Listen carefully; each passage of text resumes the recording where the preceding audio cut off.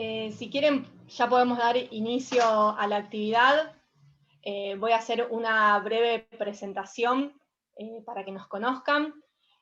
Bueno, hola a todos y a todas, buenas tardes. Mi nombre es Gabriela Menegosi. Yo participo de la Fundación La Usina Social. Para quienes no la conocen, la Fundación La Usina Social es una organización sin fines de lucro que se creó en el mes de diciembre del año pasado y cuyo presidente es Miguel Lifchit, que es el actual presidente de la Cámara de Diputados de la provincia de Santa Fe. La Usina Social es un espacio abierto de participación y encuentro ciudadano que tiene ideas y proyectos innovadores y transformadores y que tienen como principal objetivo contribuir a una sociedad más igualitaria. Particularmente desde la Usina Legal venimos llevando a cabo diferentes actividades y capacitaciones para poder aportar a la construcción de una justicia social con más oportunidades para los y las más vulnerables. Es así que en los últimos meses venimos realizando diferentes capacitaciones y charlas relacionadas a la temática de justicia, pero también relacionadas con temáticas de la actualidad, teniendo en cuenta la normativa nacional y provincial que debido al contexto de pandemia que estamos viviendo, se fueron aprobando en los últimos meses para poder capacitarnos todos nosotros y nosotras. En esta ocasión elegimos la temática de género y justicia porque estamos convencidos y entendemos la importancia de aplicar la perspectiva de género en la justicia, pero también incluir a todas las disidencias. Y para eso es muy bueno capacitarnos, charlar y conocer sobre estos temas.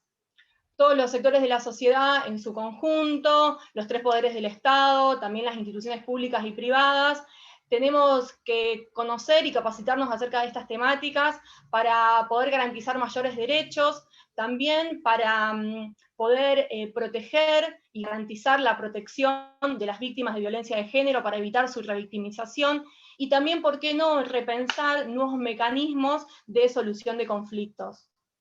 Quiero presentar a Jacquelina Balangione y a Luciana Valarela, que son las expositoras que tendremos hoy.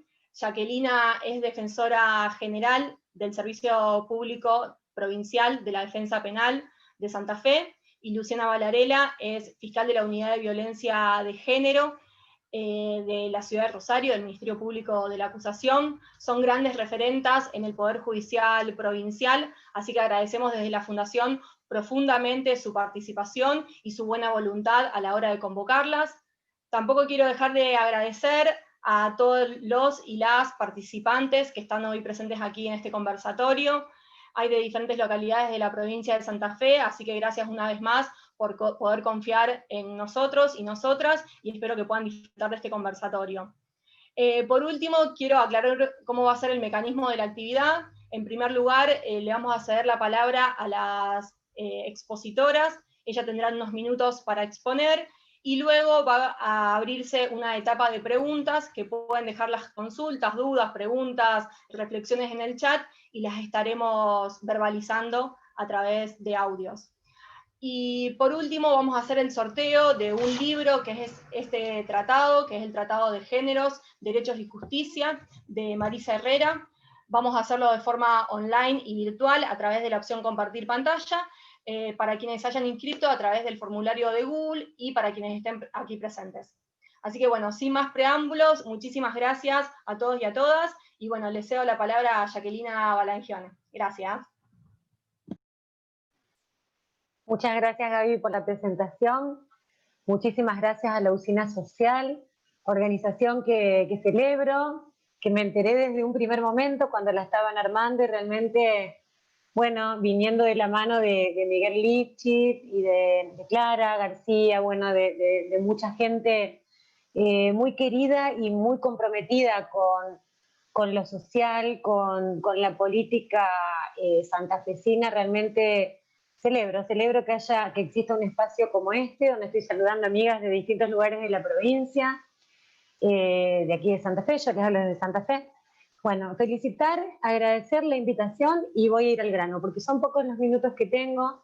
El tema es extenso, voy a hablar rápido para poder hacer un abordaje más o menos completo de lo que quiero transmitirles. Y me parece que no podemos empezar a hablar de la cuestión exclusivamente jurídica si no hacemos una pequeña introducción, que también nosotros de allá con Luciana con quien vuelvo a tener el gusto de compartir una tarde por Zoom. Nos repartimos creo que bien, y Luciana sabe mucho de este tema, así que ella también seguramente va a irme echando su intervención técnica específica como fiscala de la provincia con conocimientos que tienen que ver con la perspectiva de género.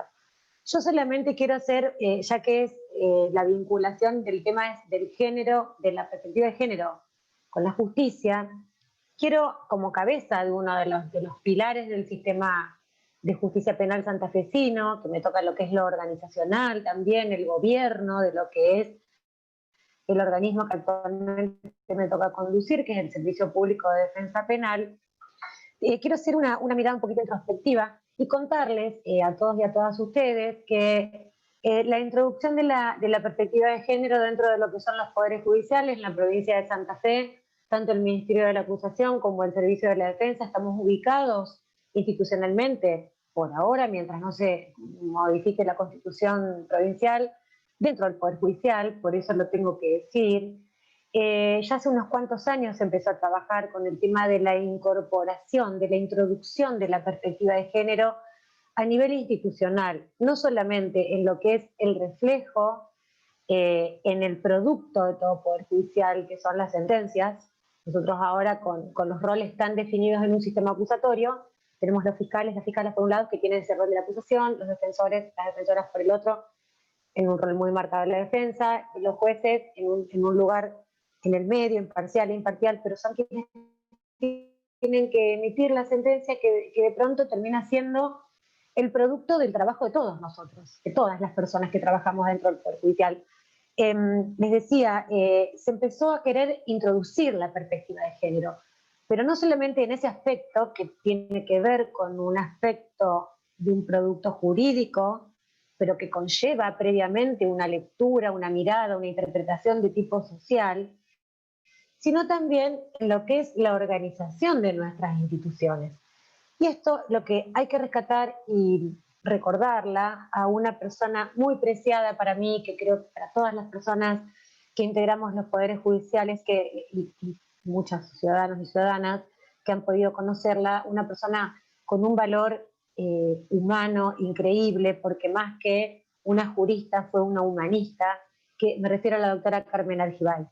Carmen, siendo integrante vocal de la Corte Suprema de Justicia de la Nación, tuvo siempre una preocupación que era la falta de perspectiva de género dentro del Poder Judicial. Ella obligó al Poder Judicial a hacer una mirada introspectiva y autocriticarse en esto, que lo primero que surgía a la vista era en la composición del Poder Judicial. Fíjense, la Corte Suprema, bueno, las cámaras, hasta no hace mucho tiempo atrás, los fueros, por ejemplo, el fuero penal era un espacio relegado únicamente a los varones, a las mujeres se las mandaba a trabajar al campo, por ejemplo, del derecho de familia solamente, porque estaba todo mucho más ligado a una mirada que sin perspectiva de género, una mirada con asignación de roles por estereotipos de género. Las mujeres vistas como más débiles o más proclives y más capacitadas o más dotadas de capacidades para el cuidado, para lo amoroso y lo demás, a trabajar el campo del derecho de familia. Los varones más fuertes, más valientes, el campo del derecho penal. Fíjense, acá en Santa Fe yo fui la segunda jueza penal mujer. Y soy joven, re joven, bueno, ya me estoy por jubilar, pero más o menos.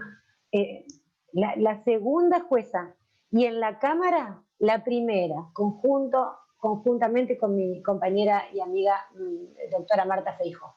Las dos primeras mujeres que accedimos a la Cámara Penal en Santa Fe. Esto quiere decir algo.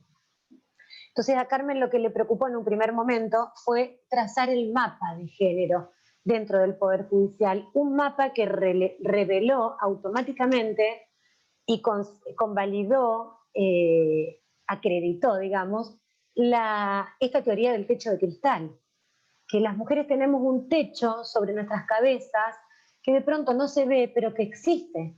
Y esto quedó absolutamente demostrado porque las bases del Poder Judicial, la mayoría somos mujeres. Ahora, a medida que te vas acercando a la cúpula, a los lugares de tomas de decisiones, ese porcentaje se va invirtiendo. Por ejemplo, fíjense en Santa Fe, la Corte tiene 5 varones y una mujer. Lo mismo pasaban las cámaras. Bueno, hasta no hace tanto tiempo, dentro del Poder Judicial había 2 listas de ingreso, una de varones y una de mujeres. Entonces, si las vacantes se producían en juzgados penales o laborales, echaban mano a la lista de varones y las mujeres siempre se iban postergando hasta que en un momento, cuando llegó un determinado ministro, que no quiero decir quién, porque por ahí no comprende la generalidad de la ley, esa lista se unificó y las personas entran según el orden de mérito, digamos que vieron cómo son los concursos para entrar a tribunales, que se rinde un concurso que tiene varias cuestiones y queda un promedio general, luego una entrevista personal y demás, y se hace una lista única. Hay una vacante y no se fijan si qué fuero es o si el que se va, el titular al que se va a reemplazar es varón o mujer. Entra el que le toca o la que le toca. Es decir, que algunas cuestiones que tenían que ver con los estereotipos se fueron limpiando, pero el trabajo de Carmen fue fundamental. Y además, no solo se preocupó por la composición y por demostrar en forma expresa a la sociedad y a todo el arco político del Estado cómo había una discriminación en un sentido sin mala intención, sino que responde a un constructo cultural, ¿no es cierto? Que es esto del mapa, ¿no? Sino que también Carmen se preocupó, y por suerte se preocupó ella, que para eso armó la Oficina de la Mujer, en la capacitación en género. En la capacitación en género que en todo lo que influye en la aplicación del derecho, que es lo nuestro. Pero acá también quiero hacer una salvedad, que la cuestión de género no es una mirada política, no es una ideología, no es una doctrina. La cuestión de género es una teoría de género. O sea, existe la teoría de género, que es de base filosófica, antropológica, sociológica y jurídica. No es un verso, no es una pavada. Y por algo, el mundo y los países más adelantados van más adelante también en esto, tienen tanto movimiento en este tema que además es difícil porque se trata de descubrir que en la sociedad existe una desigualdad estructural que responde a años históricos, o sea que no son 10 años, sino que los años en historia vieron que se cuentan en ciclos mucho más largos, que responden a determinados movimientos históricos de la historia universal que fueron consolidando determinadas cuestiones que fueron muy importantes para el avance de la humanidad, como por ejemplo en la Revolución Francesa, toda la consolidación de lo que es el Estado de Derecho, con el reconocimiento de los primeros derechos, pero de los derechos que en aquel momento preocupaban a los seres humanos, que el principal problema que tenía era la lucha contra el poder absoluto, por ejemplo, de las monarquías. Entonces se consolida un Estado de Derecho constitucional con un determinado ordenamiento jurídico, pero que donde se hacía hincapié o se ponía el acento o la mirada en rescatar determinados valores como ser la libertad. Y entonces se reconocían esos derechos, pero no para todo el mundo igual. La igualdad ante la ley era un postulado en abstracto, que en realidad a partir del siglo XX se trata de llevar al plano de la realidad y de tratar de equiparar de alguna manera aquellos sectores de la población cuyos derechos no estaban todavía reconocidos, sino que se encontraban protegidos bajo las figuras de otros, por ejemplo, varones, adultos, propietarios, normales, o sea, con plena capacidad, entre comillas, que eran los destinatarios de los derechos reconocidos por los ordenamientos jurídicos, y se dejaban afuera en un agujero negro un montón de gente cuyos derechos de pronto ni siquiera estaban todavía visibilizados. Dentro de esos grupos también están el grupo de las mujeres y también ahora, gracias a la legislación de vanguardia que tiene nuestro país, con la ley de identidad de género, la posibilidad del reconocimiento de los derechos de otros géneros, de salir del esquema binario, que si bien es el mayoritario, no es el único. En la sociedad existe mucha diversidad.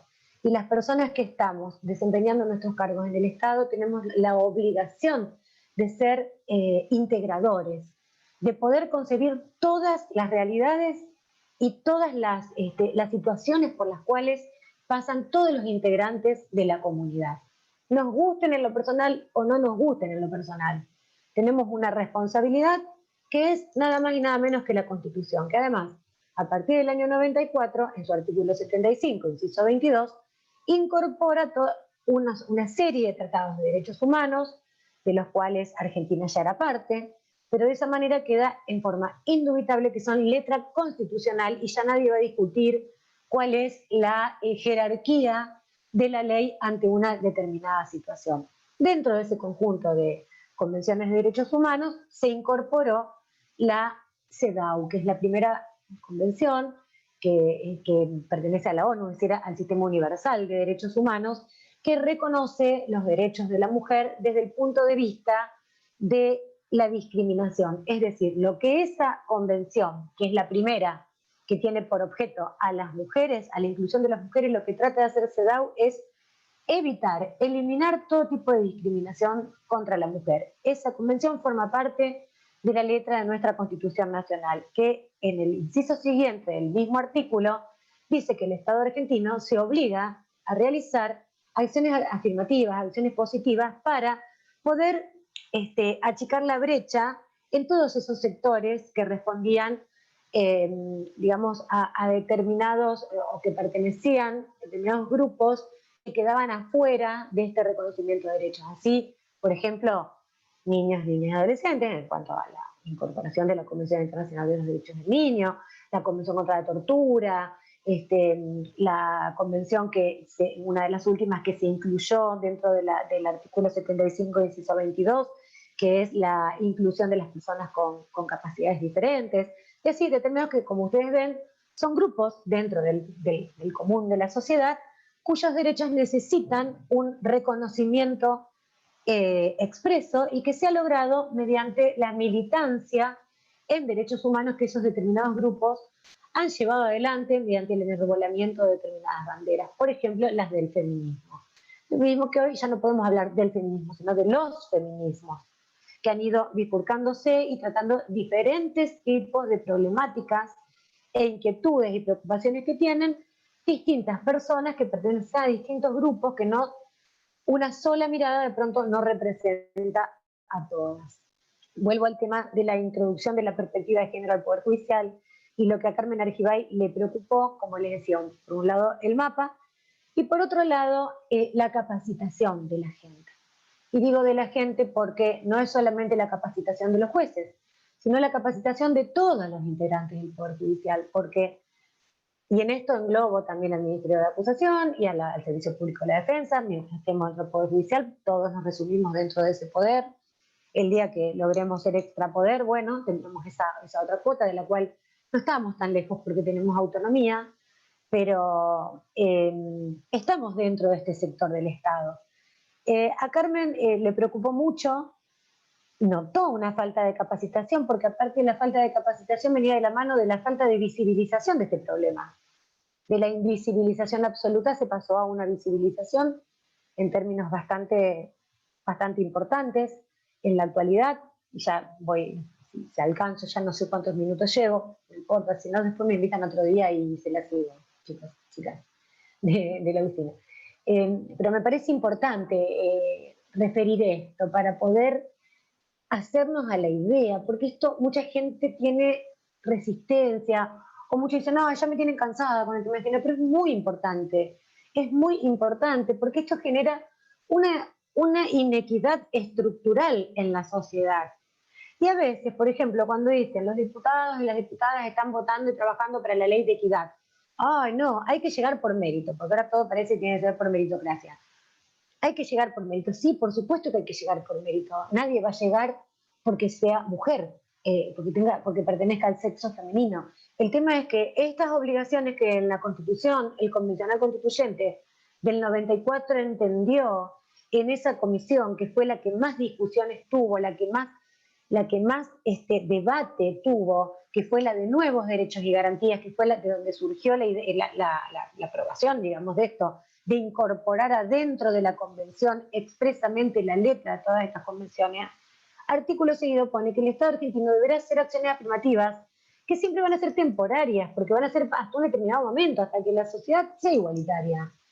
Bueno, la ley de paridad, como en su momento fue la de cupo femenino, son acciones afirmativas del Estado, que son obligaciones constitucionales del Estado argentino.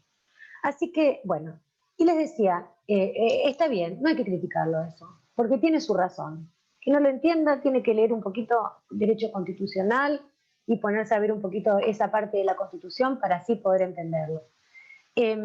Carmen se preocupó en la capacitación y armó una propuesta que fue espectacular, con el armado de 3 protocolos, uno para jueces, otro para funcionarios y empleados y otro para todo el personal, incluido la gente de mantenimiento, que no se lo estableció en forma obligatoria, porque en esa época no existía la ley Micaela, pero sí Carmen se hizo una acordada en la Corte Nacional que se recomendó a todo el Poder Judicial de la Nación y también a través de la Junta Federal de Cortes, que es el órgano que representa a todas las cortes de las 23 provincias, que en realidad son el 85% de la justicia argentina, porque la justicia federal es una justicia de excepción. Es la que más suena, la que más se ve en la tele, en los noticieros. Comodoro Pi es así, te hace un ruido bárbaro porque pasa toda la política por ahí, pero en realidad la justicia ordinaria, la justicia de la gente de a pie, de la población, de los ciudadanos y ciudadanas, es la justicia provincial. La Junta Federal de Cortes también firmó un convenio y esto se invitó a todas las cortes, y casi todas las cortes, como la de Santa Fe, por la acordada, decidieron acoger esta capacitación, formar replicadores y armar esa capacitación para darla a todos. Lo que pasa es que es voluntaria. Al día de hoy, el Poder Judicial de la provincia de Santa Fe tiene 2.500 personas que han cursado y aprobado esos protocolos según el nivel al que pertenecen como funcionarios. Por ejemplo, los magistrados terminaban el curso redactando una sentencia con perspectiva de género. Y bueno, los jueces que se capacitaron son mejores que los que no se capacitaron. Jueces y jueces, lo mismo los secretarios y secretarias y demás. Bueno, ahora yo me encuentro en otro lugar. En aquel momento lo trabajé muchísimo desde ese lugar. Fui designada referente por la provincia de Santa Fe y fui de la primera camada que me capacitó y a partir de ahí me metí de lleno en este tema y actualmente lo desarrollo también en la facultad. Pero hoy, en esto que me toca conducir la defensa pública, desde que decidí presentarme a este concurso que no pasé sin ser discriminada por género, con mucha pelea desde ese punto de vista, algún día si quieren en otra charla lo podemos conversar, arribada al cargo. Y ya desde el momento que me preparaba para el concurso, que en realidad mi preparación para el concurso era sentarme a pensar qué me pueden preguntar, qué digo, porque la verdad que no tuve nada que estudiar, era pensar cómo yo me veía como defensora general penal de la provincia. Pensaba en estas dos cosas, en bueno, cómo organizo el organismo, que vamos bastante bien, es bastante parejo, aparte yo ya recibí un organismo de alguna manera armado, fue completado con empleadas y empleados por concurso durante mi gestión, por lo menos en la ley de cargos que tenemos vigente, y después también en lo que es la prestación pura de nuestro servicio, que nuestro servicio es el de defensa penal. Y acá es donde está el mayor desvelo. Nosotros como defensa pública tenemos 3 situaciones. Primero, como defensa pública nosotros tenemos una misión dentro del Estado que es la defensa irrestricta de las libertades y de los derechos humanos. Además de la prestación de defensa técnica, es decir, de darle un abogado penalista, un defensor, al que lo requiera, privilegiando a las personas que no tienen recursos económicos, pero nosotros se lo podemos dar a cualquiera, al que lo pida. O sea, tenemos por un lado la defensa técnica en cada uno de los juicios, que eso está en manos de los defensores y defensoras, pero también tenemos como institución en el Estado está en nuestro cargo la defensa de los derechos humanos. Y además nosotros no trabajamos como en un estudio jurídico privado, que uno puede elegir los casos y el defensor privado puede hacer lo que quiera, lo que convalide con su cliente. Nosotros trabajamos con estándares internacionales que están siempre diseñados a la luz de los derechos humanos. Nosotros no podemos decirle que no a nadie, tenemos que defender a todas las personas que requieran nuestro servicio, por más aberrante que sea el delito. Entre paréntesis, nosotros no defendemos el delito, defendemos a la persona. ¿Cómo defendemos a la persona? En todos sus derechos y en el sistema de garantías que nuestra Constitución nos da con una decisión política previa del Estado argentino, que es el reconocimiento del estado de inocencia, que surge a partir del artículo 18 de la Constitución Nacional. Entonces, con esto, ¿qué les quiero decir? Y tenemos la obligación de brindar una defensa eficaz y efectiva. no podemos no apelar, no podemos decir, no, este tipo de delitos yo no lo atiendo, etcétera, etcétera. Entonces, como les decía, nosotros nos encontramos en 3 situaciones, interpelados por la perspectiva de género. Una, empiezo por la más fácil y la más cómoda para nosotros y la que nos lleva a tener un éxito que celebro y que realmente tenemos una jurisprudencia hermosa, que es bastante de vanguardia, que nuestras defensoras y defensores han sabido hacer valer frente a los tribunales de distintos lugares de la provincia, con jurisprudencia a nuestro favor, que es cuando nos toca defender a la mujer que en legítima defensa lesiona o mata a un varón dentro de lo que es un contexto de género. Es situación que en realidad es una situación igual a la que da origen a la Convención de Belén do Pará y de la Ley contra la Violencia de Género brasilera, que es una de las más importantes del mundo, y de la nuestra también, que es la Ley de Protección Integral de la Mujer en todos los ámbitos donde se desarrolle sus relaciones interpersonales. Que es el caso de María da Pena, que María da Pena, ella agredió al marido y fue el primer caso que se reconoció vinculado con esta mirada de perspectiva de género, y que en realidad ella lo agredió materialmente, pero defendiéndose de una violencia al marido y salió absuelta. Nosotros ya tenemos unas cuantas jurisprudencias, pueden invitar defensoras, defensores para algún caso concreto que quieran analizar, donde se cuente de este éxito que tiene que ver con hacer ver y hacer valer la perspectiva de género en la interpretación del derecho. En ese caso, defensoras y defensores se ponen muy cómodos y cómodas la camiseta de la perspectiva de género, que como todos y todas las que estamos en la defensa tenemos una inclinación, una vocación, nos gusta el tema de los derechos humanos, es comodísimo. Otra situación es la situación en el encierro, que esto no sé si voy a tener tiempo de tratarlo, porque esto da como porque parte de ahí está la mujer bajo encierro, el varón bajo encierro y la mujer que lo va a visitar y pasa las requisas, etcétera, y cómo esto influye en el grupo familiar, incluidas las relaciones también de género. Es un tema que ya no tiene que ver mucho con el campo, si bien es todavía el campo del derecho, porque el proceso, digamos, las garantías siguen hasta el momento de la extinción de la pena, por eso, o del cumplimiento, ¿no es cierto? Hasta que la pena se extingue, termina, o por la muerte, o por el cumplimiento de la misma. Y nosotros seguimos con la defensa técnica, pero es una defensa técnica que ya no tiene que ver con el código procesal tanto, sino que tiene que ver más con lo social, con lo que la persona pasa y más con una protección de los derechos humanos dentro del encierro y cómo eso se refracta dentro de su familia, de su núcleo, de su campo, en el barrio.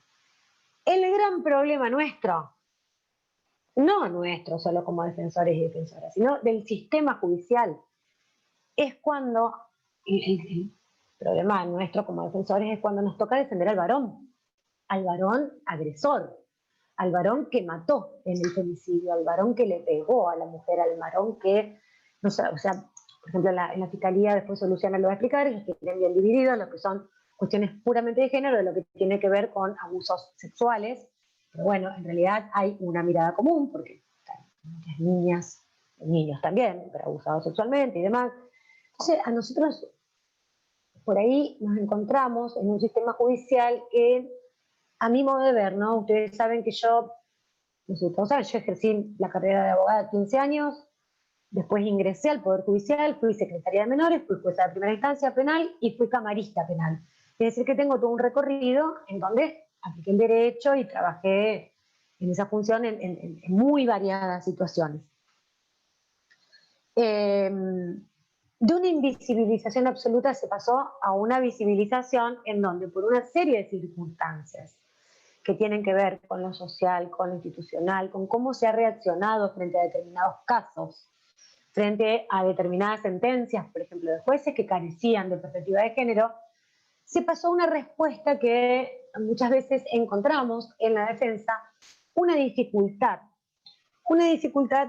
porque hay una respuesta que de pronto, es cierto, por la aplicación de las convenciones, a ver, no quiero caer en cosas por simplificar o por ir al hueso de lo que yo quiero hablar, y todavía no se habló de toda la otra parte que tanto CEDAW como Belén do Pará, que es la Convención para la Eliminación de todo tipo de violencia contra la mujer, que en realidad no está incorporada todavía a la Constitución Nacional porque es posterior la ratificación por Argentina, y ha habido varios proyectos, pero todavía no se la pudo incorporar, pero todos los operadores del derecho aplicamos y recurrimos a Belén do Pará, porque aparte es la base de la Ley de Protección Integral de la Mujer argentina, o sea que es indiscutible su aplicación, ¿no es cierto? Tanto CEDAW como más, sobre todo, Belén do Pará, que es la primera convención que reconoce derechos subjetivos en la mujer, derechos humanos, pero derechos subjetivos en la persona, en la víctima, la mujer que no está atravesando una situación de estas, son para investigar, juzgar y erradicar la violencia. Por eso hay que sancionar, ¿no es cierto? Entonces, hay una serie de reglas dentro de lo que es el proceso que en muchos casos, cuando tiene que ver con un proceso dentro de lo que es un contexto de género, que es una cuestión valorativa en el campo jurídico, sobre todo en el campo del derecho penal, que es muy estricto, que está el principio de legalidad y los tipos penales de los cuales no podemos salir, obligan como a cambiar un poco las reglas. Por ejemplo, en el tema de género, a la víctima, cuando es una mujer, hay que partir de que hay que creerle. Que está el problema de que a veces, y muchas veces, la única prueba es el testimonio de la mujer. Entonces saltan todos los penalistas clásicos y me ha tratado de decir, ¿cómo no? Una sola prueba, el testigo de la víctima, nunca, cuando el derecho penal sabemos que digamos, hay muchas cuestiones que la prueba se construye diferente al resto de los campos del ordenamiento jurídico. Pues nosotros, como defensoras y defensores, cuando nos toca defender por ejemplo, al femicida, nosotros igual tenemos que controlar la prueba, tenemos que luchar por sus derechos dentro del proceso, tenemos que hacer valer sus derechos dentro del proceso, tenemos que poder controlar, Y a veces esa situación es un poco odiosa, si se quiere, dentro de todo este otro contexto que yo les venía diciendo. Pero ¿qué pasa? Acá son dos grupos de derechos. Todo lo que es el campo del derecho penal se rige y se sitúa dentro de un campo, dentro de un gran paraguas de garantías, debajo del cual se amparan todas las personas, varones o mujeres, que están imputadas de haber cometido algún delito. Y ese paraguas de garantía lo va a acompañar a lo largo de todo el proceso, sea lo que haya hecho. Y el principal defensor de esas garantías va a ser su abogado defensor, por supuesto, pero el titular de la defensa es el propio imputado. Y por otro lado tenemos estos derechos constitucionales, constitucionalmente reconocidos, que vienen con una fuerza terrible, que son todos los derechos de la mujer, más todas las acciones positivas que tiene que hacer el Estado en todas sus funciones, como para darle mayor protección, mayor énfasis, creerle, porque tenemos que hacer muchas cosas para eliminar, para visibilizar, para achicar la brecha de la desigualdad estructural, para poner varones y mujeres en los lugares que tienen que estar, que es iguales, etcétera, etcétera, y además desterrar la violencia contra la mujer, que es tan grave y es tan cotidiana y es tan palpable como la estamos viviendo, que también están amparados por el cúmulo de garantías constitucionales. Tenemos CEDAW metida adentro, más todas las de derechos humanos que siempre se van a referir a la mujer de alguna manera, la propia Convención Americana de Derechos Humanos y las anteriores también. Y Belén do Pará, que no está en la convención, pero por supuesto es ley suprema en la República Argentina, porque además está ratificada por una ley del Congreso.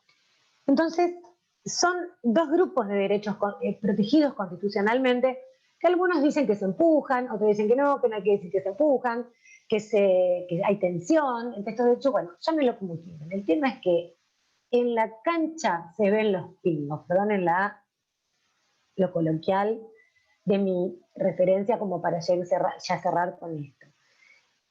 El tema está en este punto. No nos podemos meter a analizar el tema de los medios de comunicación, que tienen tanta responsabilidad en todo esto y en todo lo que la sociedad capta y aprende, los medios de comunicación. Que buena falta de capacitación les hacen en muchos casos y además de buena intencionalidad también. Pero cuando nosotros hablamos de lo que es el motivo de esta charla, que es el juicio penal con perspectiva de género, si estamos ante este tipo de conflictos, por ejemplo, un femicidio, en la cancha se ven los pingos, y tanto jueces como fiscales, jueces y juezas, fiscales y fiscalas, defensores y defensoras, tenemos que estar muy capacitados en este tema, para poder contextualizar bien, porque con decir, ay, el varón mató a la mujer, ya está, no, hay que darle al juez, a la jueza, los elementos, los argumentos, porque las leyes, los tipos penales dicen en un contexto de género. Bueno, esos son elementos valorativos del tipo penal. ¿Cuál es el contexto? Siempre vinculándolo a los hechos. Y nosotras, la defensa, pública o privada, al defensor o defensora como abogado que le toca defender a una persona que cometió un delito, por ejemplo, un femicidio, por más atroz que parezca, el sistema le tiene que dar la posibilidad de la defensa en juicio, porque eso está en la Constitución. Por supuesto, la fiscal va a decir, nadie le quita la posibilidad, sí, eso lo sabemos, pero se trata no de una posibilidad formal. A ver, le corremos la palabra, no, una posibilidad real. Y ellos saben cómo se logra con la capacitación, con la formación de los operadores, fiscales y jueces, y defensores, que somos los que le damos los elementos a los jueces para ponderar, y sobre todo y muy especialmente los jueces, para que cuando tengan que firmar una sentencia no les tiemble el pulso, que no le hagan porque tienen miedo que si meten la pata o no condenan al varón los van a echar porque no tuvo perspectiva de género. No, que sepan qué hacer en cada caso, aplicando el derecho con perspectiva de género. Esa es mi idea, lo que les quería transmitir. Perdonen si me excedí, pero bueno, no, menos no podía. Muchas gracias, Jacquelina, muchas gracias. Ahora sí, Luciana, te cedemos la palabra. Bueno, en primer lugar, gracias por la invitación y bueno, un gusto también compartir esta conversación con Jacquelina, que ya venimos de estar compartiendo otros espacios, y bueno, y gracias a todos por el interés, que veo que hay bastante gente conectada. Bueno, como venía diciendo Jacquelina, esta cuestión de que aplicar la perspectiva de género no es una decisión, digamos, no es algo que podemos decidir o no hacer como agentes del Estado, sino que nos viene, como ella refirió, por la incorporación de la CEDAW en la Constitución, nos viene como mandato constitucional. Quiero decir, para cumplir esa obligación de no discriminación hacia las mujeres que el Estado ha ratificado, digamos, cuando ratifica la CEDAW, todos los agentes del Estado debemos aplicar la perspectiva de género en los conflictos donde una mujer, una niña, ¿sí?, sea parte de los mismos. Y esto, ¿por qué es así? Digamos? ¿Por qué tenemos esta obligación, que como dije no es una cuestión que podamos decidir, sino que es una obligación que incluso puede generar responsabilidades al Estado por no hacerlo? Y esto parte de considerar que el derecho, el sistema jurídico, está basado en parámetros construidos por hombres y desde las experiencias de los hombres consideradas como lo universal. Esto es lo que la teoría de género ha venido a poner de manifiesto, que es que el sujeto del derecho, aquel sujeto al cual el derecho todo el tiempo se refiere, no es un sujeto neutro, sino que es un sujeto masculino. Para generar entonces situaciones de mayor justicia para las mujeres, es que es necesario reinterpretar las instituciones jurídicas, las normas jurídicas, los procedimientos jurídicos desde esta perspectiva de género. Siempre buscando esto, digamos, que la aplicación del derecho, que no es neutra, que no puede ser neutra porque partimos de considerar que ha sido basado en el parámetro de lo masculino como universal, para que esta aplicación del derecho sea más justa para las mujeres. Ya que, digamos, entendiendo que no todos somos abogados los que estamos hoy acá participando, espero, digamos, intento ser lo más general posible y tal vez no tan técnica para que se entienda lo que estoy diciendo. Espero que se entienda. Digamos, ¿qué implica para la Fiscalía aplicar la perspectiva de género? Que era un poco el motivo de la charla, en esto de decir, bueno, ¿qué implica acusar con perspectiva de género? Voy a hablar, en primer lugar, haciendo referencia a el lugar donde yo trabajo, que es la Oficina de Violencia de Género, donde nosotros atendemos los casos de mujeres víctimas de violencia. Entonces, ¿qué implica esto de aplicar la perspectiva cuando hablamos de mujeres víctimas de violencia? En primer lugar, implica dar un trato digno y respetuoso a la mujer, darle la información sobre lo que está ocurriendo en un lenguaje sencillo y entendible. Y esto que parece una obviedad, y que ustedes dirán, ¿qué hace esta persona diciendo esta cuestión? Esto que parece que debiera ser así, sin más, a cualquiera que tenga un mínimo de contacto con el sistema judicial, puede observar, por ejemplo, que una mujer que decide denunciar a su pareja, ya lo que va a contar lo va a tener que repetir varias veces. Lo va a tener que repetir una vez en la comisaría, lo va a tener que volver a repetir en el tribunal de familia si quiere una restricción de acercamiento, lo va a tener que volver a repetir en la fiscalía, digamos. Esta cuestión de revictimización está claramente en oposición con esta cuestión de dar un trato digno y respetuoso.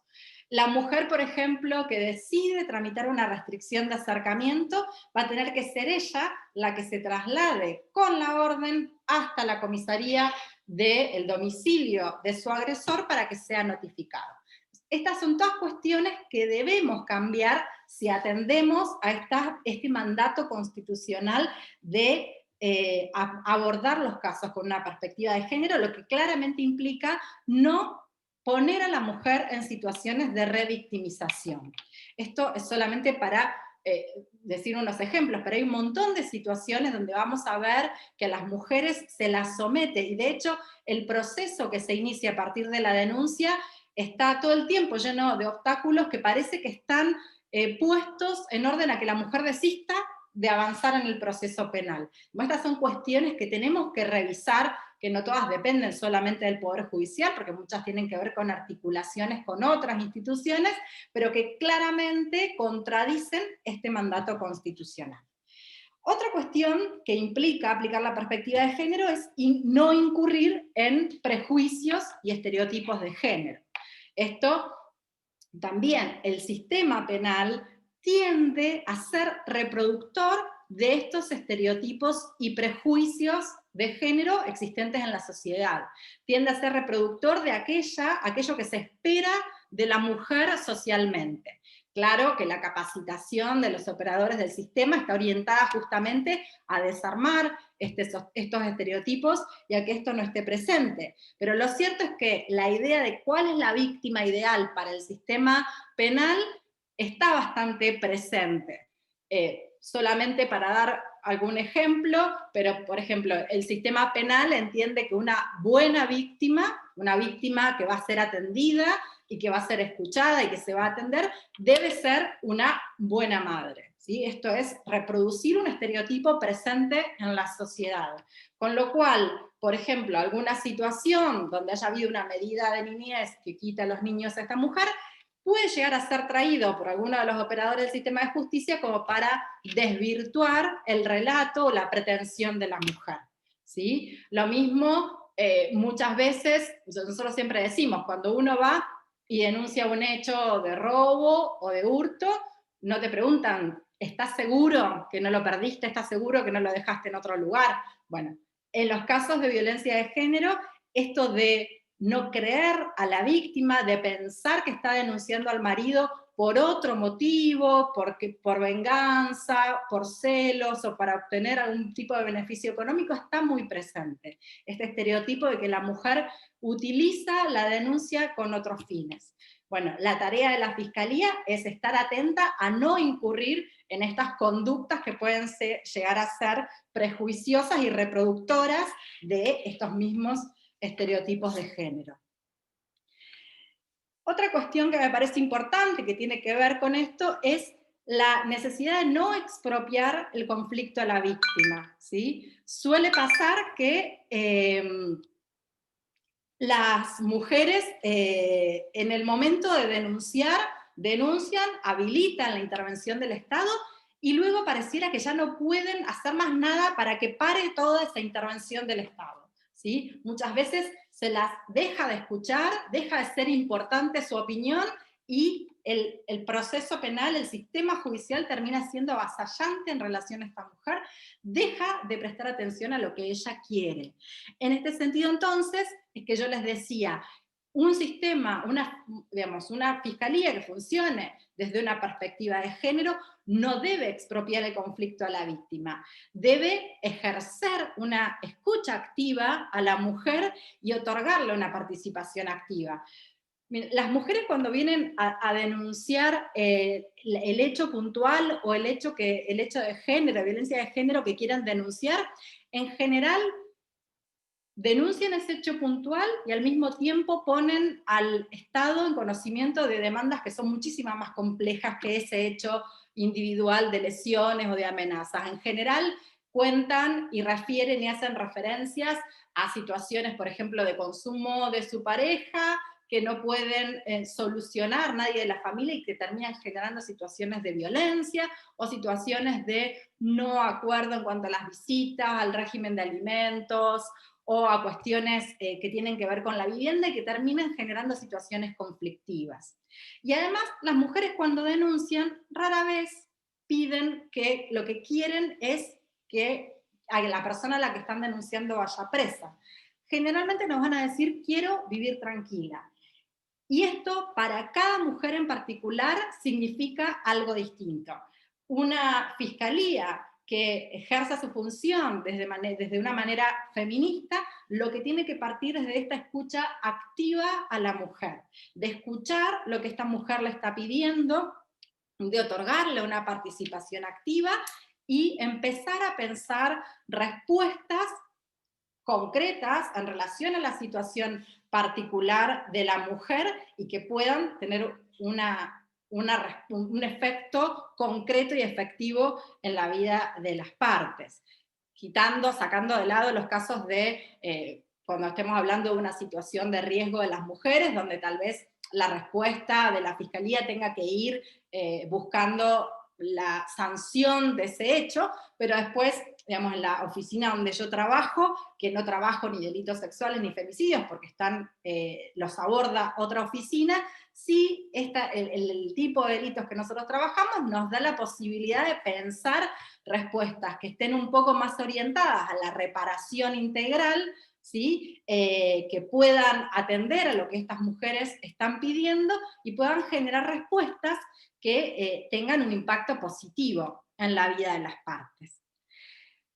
Otra cuestión que implica también esto de la perspectiva de género es que la Fiscalía está obligada, y a esto un poco hizo referencia Jacquelina, cuando dijo que nosotros debemos probar el contexto de violencia de género.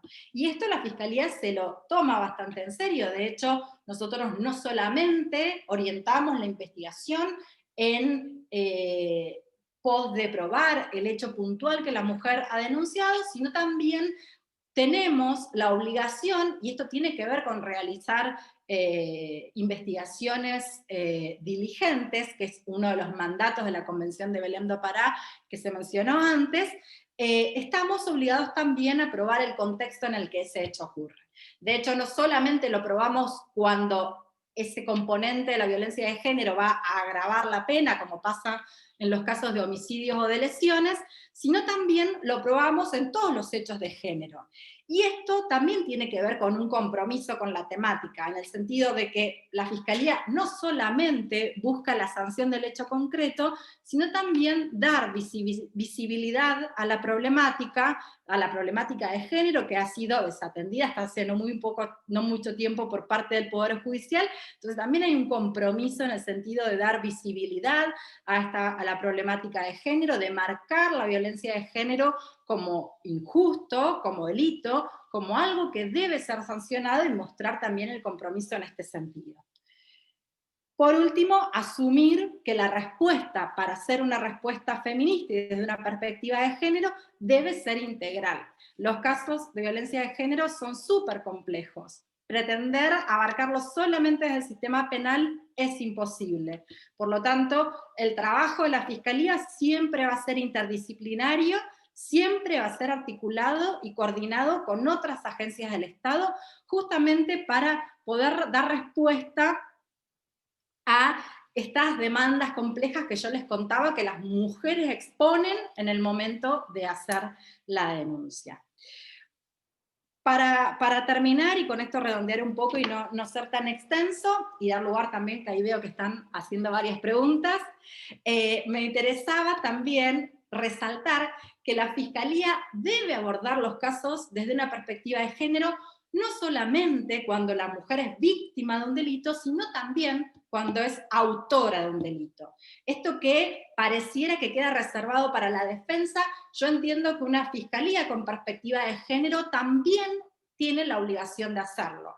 En este sentido, va a haber algunos delitos que podemos llamar que son delitos femeninos, porque son los delitos por los cuales las mujeres la mayoría de las veces son criminalizados, donde suele estar en la base de la criminalización de la mujer la presencia fuerte de ciertos estereotipos de género. Por ejemplo, no es extraño que en la Fiscalía se sanciona a la mujer como encubridora de su pareja cuando es su pareja la que resulta violenta con los niños. En esta criminalización surge evidente el estereotipo de cómo debe ser una buena madre que cuida a sus hijos. Esta consideración a veces se está perdiendo de vista que en esa situación puede haber también un contexto de violencia de género respecto a esa madre, con lo cual poder tomar conciencia de que se está recayendo en un estereotipo, que la situación de la mujer también puede estar atravesada por la violencia, puede implicar entonces que generemos situaciones donde no sancionemos de esa manera a la mujer. Lo mismo, como decía Jacqueline antes, cuando observamos, en general, cuando hay delitos de lesiones o de homicidios por parte de una mujer y la víctima es un hombre, lo primero que hay que hacer es evaluar si esa situación no se ha dado en un contexto de violencia de género del cual ella haya sido víctima, y entonces poder entender esta conducta de la mujer como una conducta defensiva, y entonces generar una no punición de esa conducta. Digo porque esto también, digamos, desde la Fiscalía, una investigación puede iniciarse en este sentido, y no encaminada a buscar la sanción de esta mujer que en realidad se está defendiendo de una agresión de la cual ella es víctima.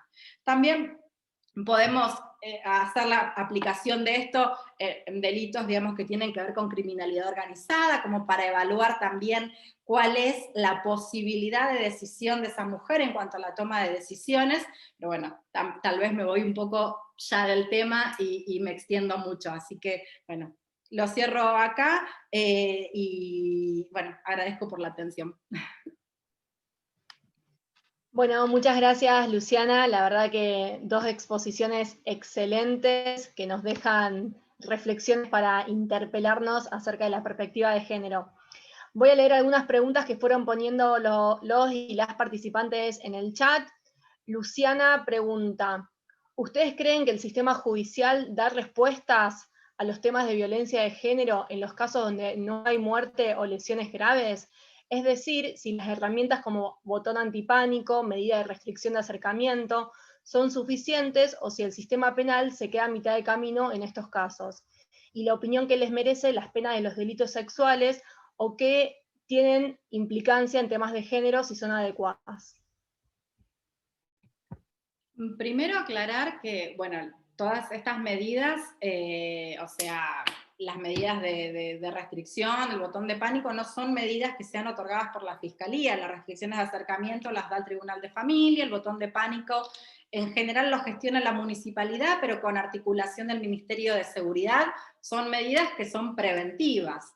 En relación, digamos, la oficina en la cual yo trabajo justamente trabaja con delitos que son los delitos considerados menores, esto lo pongo entre comillas porque para cada mujer la situación por la que pasa es sumamente grave, pero bueno, en atención a las escalas penales por las que están sancionados, son delitos que suelen ser considerados menores.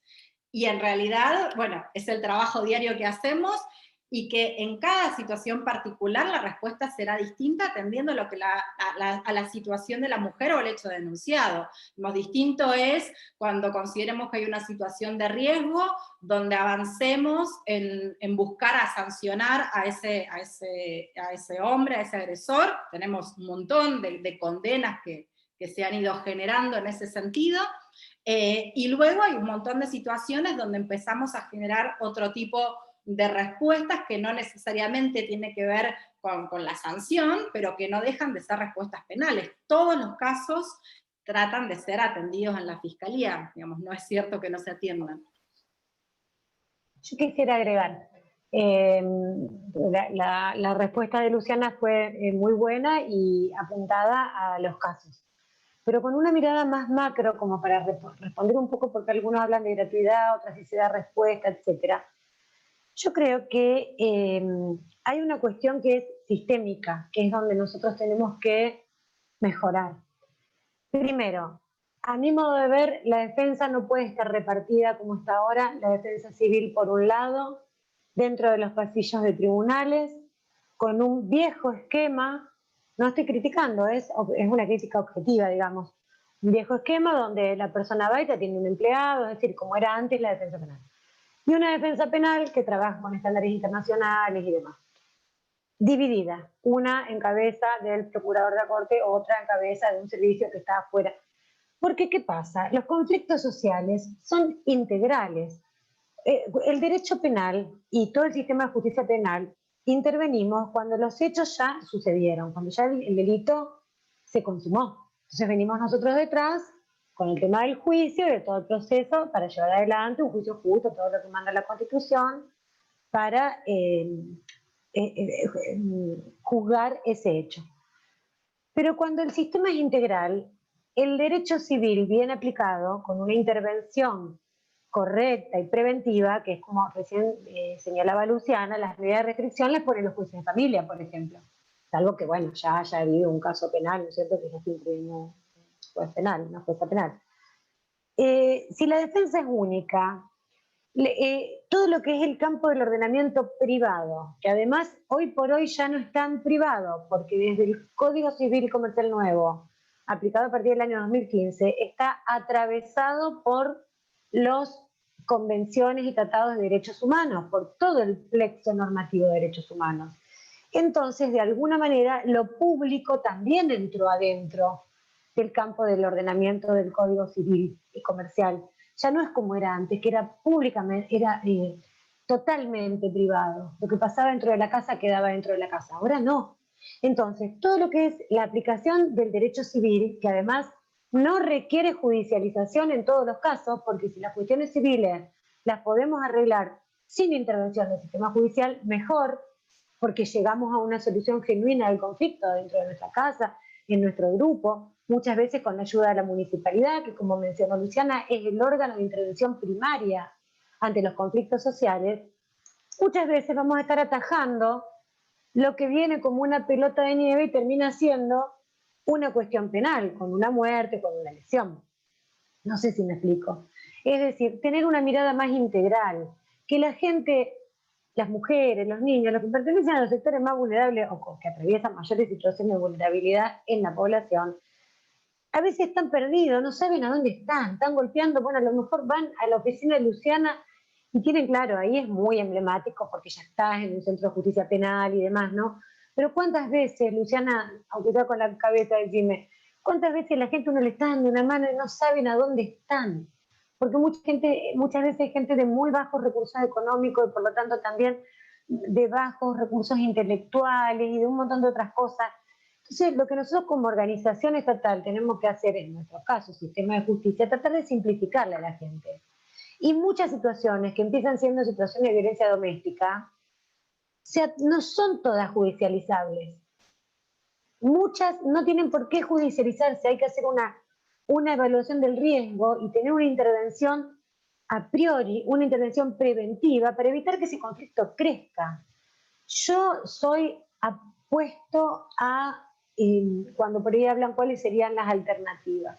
A mí me parece que hay que construir un fuerte sistema de justicia restaurativa en el Estado, que es aplicable tanto a las cuestiones de niñas, niños, adolescentes, como también a las cuestiones de mujeres, en donde el sistema todo en su conjunto, con la sociedad incluida, porque estamos en una república, a través de las organizaciones como esta que tienen ustedes, por ejemplo, de la usina, formamos parte de ese quehacer del Estado y tratamos de dar respuestas que sean integrales y que sean preventivas, y de ayudar a la gente a que encuentre las soluciones a sus propios problemas, dándole intervención. Cuando ya llegamos con el sistema penal y somos nosotros los que vemos qué le conviene jurídicamente y el juez que baja el martillo, y ahí ya el problema mayor ya pasó ahí. Ya se dio el hecho nefasto, el hecho que nadie quiere que ocurra en la sociedad. Entonces a mí me parece que así como está el Ministerio Público de la Acusación, como ministerio también debería haber un Ministerio Público de la Defensa que sea integral, que abarque defensa civil y defensa penal y que se trabaje en conjunto. Y que además, con mayor articulación con los distintos sectores del Estado. Porque acá el Ejecutivo tiene muchísimo que ver. Y antes del Ejecutivo provincial, el Ejecutivo municipal, que me tomo también, soy una confianzuda, me agarro todo el tiempo para mí, el tema de trabajar con los varones, porque los varones también son víctimas de un sistema patriarcal que les puso el estigma de que ellos desde chiquitos que no pueden llorar, que son racionales, que tienen que ser fuertes, que si lloran son unos maricones, que no, eso no porque vos sos varón, vos tenés que ser fuerte, eso para las nenas, y vos tenés que traer la plata a la casa. Entonces el varón, que con toda la crisis económica que venimos viviendo en este país, que ya yo desde que me acuerdo estamos en crisis económica, los varones en una gran mayoría tienen mucha frustración, porque por ahí no pueden lograr satisfacer todas las expectativas que socialmente se ponen en ellos, o que las mismas familias que vienen con una determinada estructura cultural y demás, porque acá no se nace con esto, todo esto se va metiendo dentro de la cabeza, desde que son chiquitos lo ponemos celestito para los varones, rosadito para las mujeres, varón con la pelotita, la nena con la cocinita, y así, y entonces empezamos a construir todo un ideario en la persona con una, siempre binario, etcétera, etcétera. Entonces, con esos varones, que no digo que todos digan, ay, pobre, porque se frustró y la mataba a palo a la mujer, no, no, no, hay de todo en todos lados, pero hay que trabajar, así sea el que es pobre por frustración, o porque el que es un maldito, hay que trabajarlo, porque esa persona tampoco la podés tener encerrada, de hecho, toda la vida, porque hasta la perpetua tiene un tiempo, y esa persona vuelve a la sociedad. Y si podemos evitar con el trabajo de esa persona, como se hace en las municipalidades, que sé que en Rosario había algunos dispositivos, todo aquello, hay que reflotar y trabajar mucho con los varones para prevenir. Lo mismo, medidas alternativas a la prisión. El caso Góngora, no sé si vos querés contar, Luciana, el caso Góngora, que era donde se prohibió, digamos, se recomendó a la Corte Nacional no aplicar la suspensión de juicio a prueba, o probation, porque dice que CEDAW y Belén do Pará dicen que hay que hacer juicio para sancionar y para erradicar, entonces, bueno, nos tomamos esa letra, y bueno, y nosotros con la evolución de todo esto, yo cuando era jueza le aplicaba a rajatabla, yo no permitía nada, es más, le extendía otras cosas, ni juicio abreviado, nada, porque evitaba el juicio, me parecía. Pero después, el devenir, el desarrollo y lo dinámico, todo esto, porque así como la sociedad dinámica, el derecho dinámico, y se va adaptando y va viendo cuáles son los resultados, a mí hoy yo estoy totalmente a favor de que se aplique la probation, porque lo que hay que, no en todos los casos, sino que las soluciones se ven caso a caso. Y en eso hay situaciones en las que es mucho mejor darle una respuesta al caso, con una probation, con regla de conducta, con un año que no puede cometer ningún delito, ni siquiera chocar en el auto y lesionar a alguien porque se le viene abajo esa suspensión, ese beneficio, digamos, estoy a favor. O sea, uno va abriendo. Entonces, me parece que hay que trabajar mucho en la sociedad, porque esto no es solamente un problema jurídico, es un problema de la organización social y hay que trabajar con los varones. Alguien ahí dice, el tema es que falta seguimiento de las probation, es cierto, porque Santa Fe no tiene un buen sistema de justicia restaurativa. Eso no es del Poder Judicial, ni tampoco es solo del Poder Ejecutivo, es de los tres poderes del Estado esa responsabilidad. Eso hay que trabajarlo así, todos juntos, con la sociedad también, porque estamos en una república. La sociedad también se tiene que meter en esto, a través de las organizaciones, de la participación ciudadana, como quieran. Eso ya. Bueno, gracias. Sí, un poquito lo que decía, suele pasar y es muy común que más allá de que de las cuestiones de vulnerabilidad, de las partes, entender cómo funciona el sistema es complicado para cualquiera que no sea abogado y que no sepa, porque esto de que las personas puedan entender que la cuestión de la cuota alimentaria va por un lado, que hay un expediente de violencia familiar que se inicia en familia, pero que nada tiene que ver con digamos, el legajo que se inicia o el caso que se inicia a nivel penal, esto que refería alguien en algunos comentarios de la necesidad de coordinación, sí, claro, hay un montón de cuestiones que, digamos, de hecho, que yo he asistido a innumerables reuniones donde pensamos cómo articular, pero bueno, también en general el Poder Judicial suele ser un poco lento para los cambios. Desde mi experiencia, vamos un poco más despacio que lo que van los cambios socialmente. De hecho, en la sociedad hay cuestiones súper avanzadas, y hay veces como el sistema judicial tiende a ser un sistema que es burocrático, termina generando, no destrabando situaciones que debieran destrabarse y que debieran realizarse en forma mucho más sencilla. O sea, cómo avanza un expediente de violencia familiar y que nosotros tengamos acceso a esa información, se habilitaría con el acceso con la posibilidad que yo tuviera de tener una clave para acceder a un expediente informático de un tribunal de familia. ¿Por qué eso no funciona? No lo sé. ¿Quién lo debe articular? Tampoco lo sé, pero entiendo que hay cuestiones que dependen solamente de voluntad política y por distintas razones no ocurren. También pasa que muchas veces las personas, cuando van y hacen una denuncia, tal vez no necesariamente quieren que el tipo vaya preso.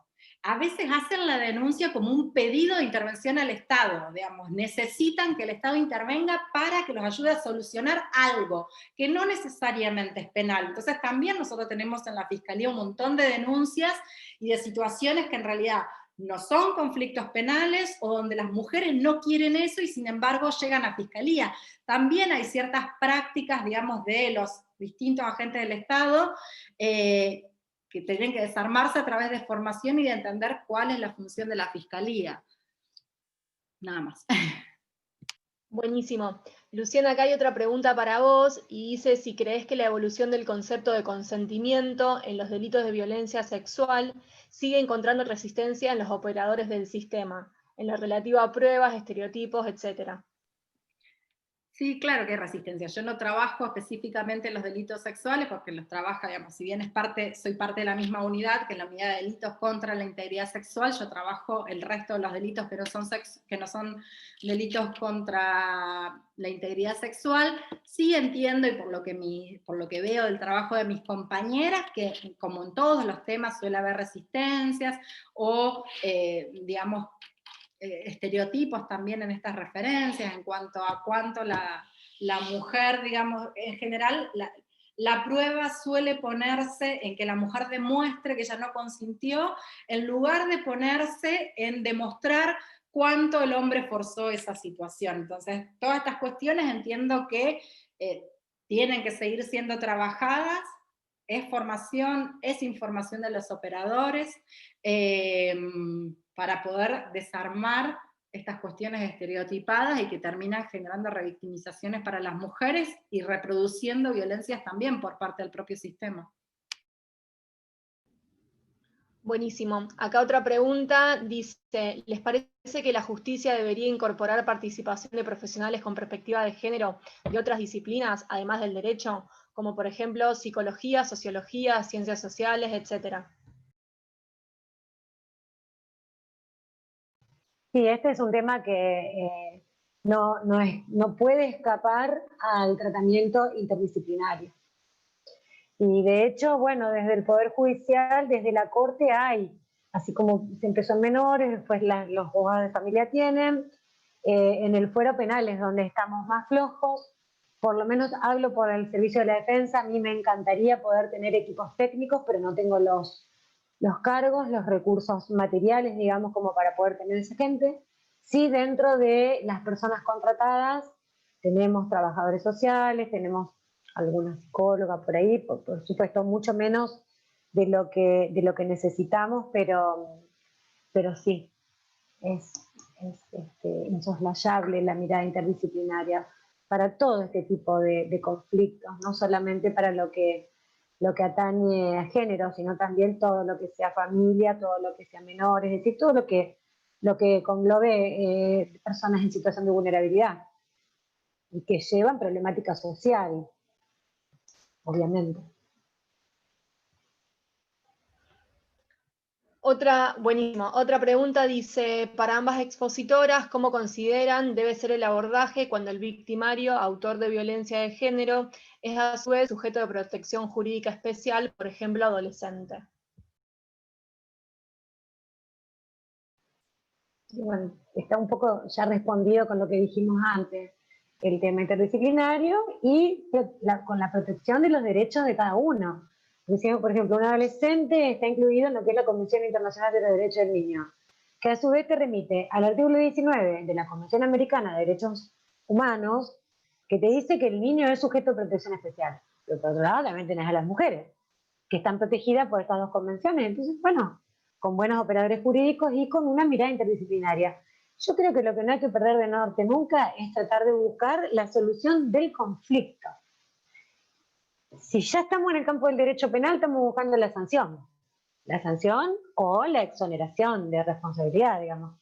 Bueno, a ver si logramos descubrir la verdad, disminuir la culpabilidad, encontrar los justificativos, bueno, todo lo que pasa por lo que tiene que ver con todas las garantías procesales del proceso penal y constitucionales. Pero el conflicto es integral, el conflicto nunca nace penal, el de este tipo de conflicto, ¿no? Hablamos de robo ni otras cosas, porque aparte en este tipo de conflictos, fíjate que, por ejemplo, se indaga a las personas qué hacían antes, cómo son ahora, qué les pasó después, cuestión que las otras veces creo que vos, Luciana, decías esto, ¿no? Que cuando un ladrón roba no se le pregunta cómo era antes, cómo fue después, se investiga el hecho y se juzga el hecho del robo, de ese robo a la cartera a la señora que iba caminando y la tiraron al piso. En cambio, en este otro tipo de cosas son cuestiones que tienen que ver con la conflictividad social dentro de un determinado grupo, dentro de una determinada pareja o en un grupo, o en donde sea. Entonces, cuando estamos en lo penal, ya lo peor ya pasó, ya hay derechos jurídicos penalmente protegidos que se vieron afectados. Y lo ideal es tener una mirada integral y trabajar todas estas cuestiones antes. Y desde la escuela, aparte. No solamente desde el sistema físico, en la educación, en lo cultural, en todo. Hay que deconstruir. Estamos ante un paradigma. Paradigma es un modelo. Y como este modelo es distinto al anterior, hay que deconstruir todo lo otro y construir un nuevo modelo. Es difícil, hay resistencia, hay mucha gente que se encuentra en una zona de confort, porque nunca en su vida tuvo problemas, porque siempre la trataron bien y le encanta estar en el rol que está. Bueno, no importa, hay que deconstruir eso y dejar lugar en la sociedad, tiene que haber lugar para todos y para todas. Y no tiene nada de malo que a una mujer le encante lavar, planchar. Yo soy una fregona, a mí me encanta ser ama de casa. Digo, no importa, pero yo soy súper feminista, yo lo hago porque a mí me encanta todo eso. Pero bueno, si un día estoy cansada y bueno, le toca a mi marido que lo haga él. Y creo que los varones también avanzaron un montón en eso. Los padres de hoy, los papás varones de hoy, se reocupan de los bebés, cambian pañales. Todo eso porque justamente se está deconstruyendo un modelo anterior y se está construyendo uno nuevo, donde la mujer sale al mercado de lo público, donde la mujer trabaja en política, accede a cargos públicos, estudia en la universidad. Todos sectores que antes se reservaban a los varones. Que es un trabajo inmenso, pero que se está yendo a pasos se han dado pasos muy importantes en los últimos años, que han contrarrestado en un montón de situaciones, años y años y años de el sentido contrario. Bueno, gracias. Leo las últimas dos preguntas, reflexiones, así ya vamos finalizando y no nos extendemos tanto. Dicen, para ambas expositoras, ¿coinciden que debería crearse alguna oficina que gestione específicamente eso? Porque las causas van por carriles separados, con eso se gestionan recursos de manera más eficiente. Y después dicen, otro problema es el acompañamiento posterior al hecho de la víctima y que en el interior no contamos con todas las herramientas como equipos interdisciplinarios, judiciales o fiscales especializados en género. Y por último, acotan que esto se va a solucionar con mucha educación sexual integral, que es fundamental, porque si no siempre llegamos tarde. Sí, en relación, aporto algo en relación a esto que hablaban del acompañamiento a las mujeres y el acompañamiento posterior. Eso es fundamental porque, bueno, en general lo que más cuesta a las mujeres es sostener el proceso penal, por eso son súper habituales las retractaciones cada vez más rápido, y esto tiene que ver con que la situación de las mujeres, además de estar atravesada por la cuestión de género, en general también están atravesadas por otras vulnerabilidades, principalmente la económica, con lo cual si no pensamos en un acompañamiento desde otras áreas, por eso yo decía que es importante la articulación y la coordinación, como en este sentido las áreas del Poder Ejecutivo deben poder ejercer este acompañamiento para ayudar a acompañar a las mujeres en que avancen el proceso. Muchas veces, a ver, tenemos la suerte que actualmente la institucionalidad existe. Existen las secretarías de género, existen los ministerios de género con mayor recursos. Pero hay veces que, por ejemplo, el subsidio para una mujer, para que pueda poner rejas en la casa, para que cuando el hombre, que sale condenado a lo mejor, pero con una condena condicional, recupere la libertad, no se le vuelva a acercar, el trámite de ese subsidio termina siendo súper trabajoso para la mujer. Tiene que ir ella a buscar los presupuestos, llevarlo a un lugar, en general el dinero que le dan es escaso, tarda muchísimo en dárselo. Bueno, todas estas cuestiones que dependen de otras áreas del Estado también, que no es el sistema penal solamente, es importante. Yo recién vengo de otra reunión por Zoom de la que participaron otras agencias del Estado, y también decíamos, para poder pensar probation y pensar distintas respuestas, necesitamos que desde el Ejecutivo también se generen propuestas de respuestas.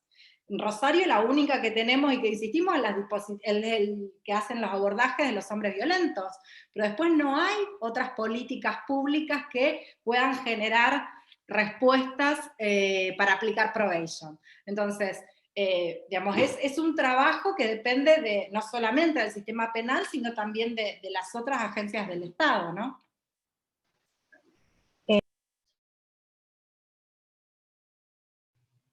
Tenés apagado el micrófono, Jacquelina. Perdón, claro, había que hacerle 2 veces. Con respecto a la otra pregunta, si nos parece necesario que haya oficinas, yo estoy totalmente de acuerdo con eso. De hecho, durante la gestión del ingeniero Lifchitz, yo participé en la elaboración de un anteproyecto de ley que se lo di al bloque del socialismo, que fue presentada mediante la Cámara de Diputados. Participé mucho, por supuesto, con los legisladores, ¿no es cierto? Pero bueno, recogiendo la idea y la experiencia de la Corte Nacional que tiene la Oficina de Violencia Doméstica. Armamos un proyecto de ley que era creación de la Oficina de Violencia Doméstica y Violencia de Género, que inclusive tenía un capítulo especial para la situación de las mujeres policías, que ellas tienen una situación también específica, especial, que además en eso los legisladores del socialismo tenían interés en participar en ese tema, ¿no? En trabajar ese tema. Fue un tema presentado, pero cuando pasa por las comisiones, vieron que se dividen por temas.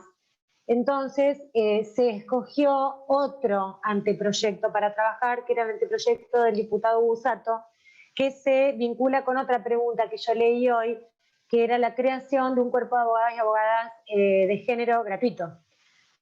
Creo que eso al final no salió, pero eso sacó el proyecto que nosotros teníamos interés en llevar adelante. No obstante, es un proyecto que se puede reflotar, porque en lo que digamos, la propuesta era ponerlo dentro del ámbito de la Corte. ¿Por qué? Porque un poco replicaba el modelo de la Corte Nacional, que está medido en lo que es Cava, o sea, lo que era la capital federal. Tuvo muchísima incidencia en los casos de violencia de género eso. O sea, tuvo una respuesta, tiene una medición positiva, ha sido efectivo como medida. ¿Qué significa? Que esta oficina es la única boca de recepción de inquietudes que no siempre van a ser denuncias penales. Entonces, dotada de un buen cuerpo para poder medir, hacer la medición del riesgo, se le hace a partir de esta oficina la derivación y el acompañamiento y el monitoreo correspondiente al caso.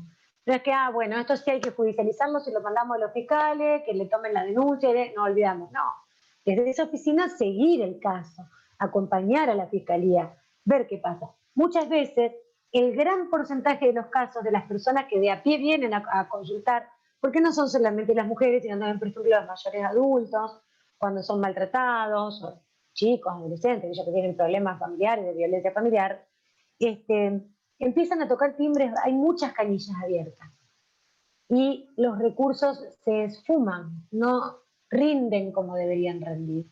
Entonces, muchos casos muchas veces se judicializan, no se llega a una respuesta, no hablo solo del sistema penal, sino también del sistema civil, de familia, o que entran al sistema penal, no, pero tenía una lesión en el brazo, bueno, eso ahora con los fiscales ya no pasa, pero antes en el sistema viejo, a mí, por ejemplo, yo una vez recibí una causa que cuando se me acumulaban, la misma chica tenía 9 denuncias por lesiones leves. Ese iba camino a un femicidio en el último de los casos, o a lo mejor a lesiones graves, o a una tortura de vida terrible que la pobre no estaba teniendo porque no se le estaba dando la respuesta que necesitaba. Yo creo que una oficina que reúna eso, que haga la derivación, el direccionamiento, el acompañamiento, el monitoreo concreto dotada de médicos o médicas, psicólogos, abogado, por supuesto, como para hacer una evaluación del riesgo y ver a dónde hay que derivarlo. Lo penal, bueno, es medio como cantado. El problema son las otras cosas, que no se llega a una respuesta, ni tampoco una solución. ¿Cuántos casos van a familia? Los tribunales de familia están siempre llenos y la gente está perdida porque a lo mejor vos a esa persona la ayudás a través de un subsidio, de alguna subvención estatal, de alguna orientación, de algún taller y ya le ayudaste a recomponer la paz en su grupo. Y no llegás a mayores esfuerzos ni tampoco se hace todo un desgaste de una acumulación de causas judiciales con todo lo que eso implica en costos de tiempo, costos económicos y demás, y vos al judiciable no le estás dando una solución, una respuesta. Es mi modo de ver. A mí me parece que es un modelo que se debería seguir. Bueno, buenísimo. Muchísimas gracias. La verdad que excelentes las dos intervenciones, muy ricas en contenido y en herramientas. Creo que es un poco lo que las dos recalcaron mucho, es la articulación de los tres poderes del Estado para generar políticas y acciones en contra de la violencia de género y con perspectiva de género y de disidencias. También capacitarnos para romper con el techo de cristal que nos impone el patriarcado y para tener herramientas para generar igualdad de condiciones y erradicar todo tipo de discriminaciones. Creo que ese es el camino y creo que todos y todas y todes nos tenemos que deconstruir y apelar a una justicia con mayor perspectiva y con mayores derechos para todas, todos y todes. Así que bueno, Jacqueline, Luciana, muchísimas gracias a las dos. Ya las vamos a liberar y vamos a proceder al sorteo. Así que bueno, súper agradecidos y agradecidas desde la Fundación La Usina Social. Gracias a ustedes por la invitación y bueno, gracias a todos por la atención y las participaciones. Buenísimo. Gracias. Muchas gracias. Un saludo para todos y todas. Gracias. Bueno, chau, muchas chau, gracias. Chau. Hasta luego. Chau, chau. Hasta luego. Bueno, los y las participantes no se retiren todavía porque vamos a proceder a hacer el sorteo. Ahí creo que está Martín, que va a compartir la pantalla. Hola, hola, ¿se escucha? Sí, se escucha. Todos, gracias por participar. Bueno, lo que vamos a hacer ahora es un sorteo en vivo de todos los que están inscritos y todas las que están inscritas. Vamos a tomar la gente que está presente en este momento y vamos a proceder al sorteo. Decime, Gaby, si se ve bien la pantalla. Dale. ¿Se puede ver ahí? Ahí se ve, exacto.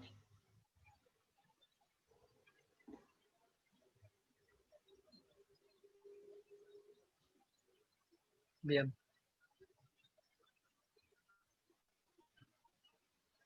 Bueno, en 5-4 ya tendremos o el ganador. Bedini, Andrea Luciana. ¿Se encuentra presente? A ver. Me parece que no, Martín.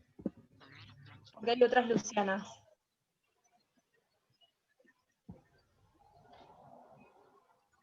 ¿Podremos hacerlo de vuelta? ¿Problema? quiero sacar la pantalla, así lo podemos hacer nuevamente. Bueno. Ahí estamos.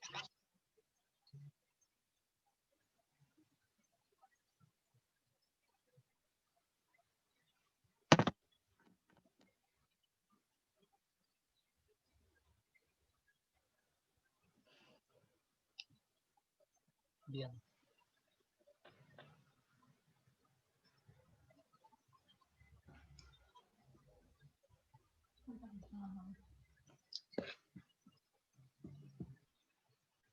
Bueno, díganme si ven la pantalla.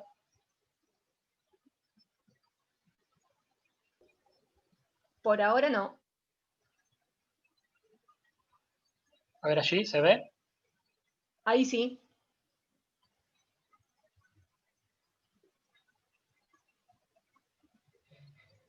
Saninovic, Evelina Cora, ¿se encuentra presente?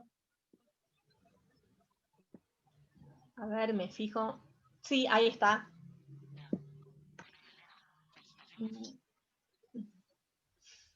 Felicitaciones, Evelina. Fíjate que en el chat, Denise Burne escribió su número de teléfono. ¿Podrás contactarte con ella?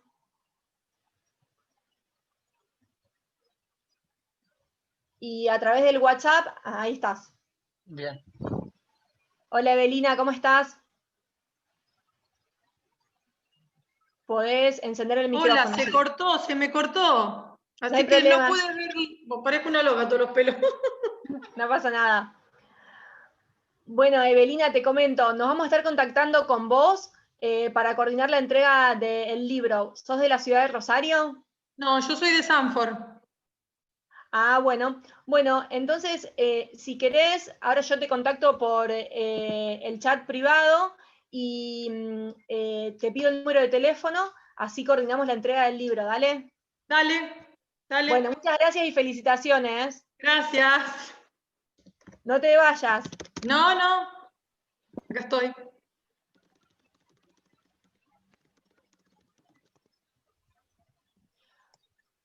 Ahí te pasó. Dale, gracias. Bueno, al resto de los participantes, muchísimas gracias por estar presentes en este conversatorio de la Usina Legal y estaremos comunicándonos vía mail de las próximas actividades o charlas que haremos. Así que bueno, muchísimas gracias por participar y nuevamente felicitaciones, Evelina, por haber Gracias. ganado el sorteo.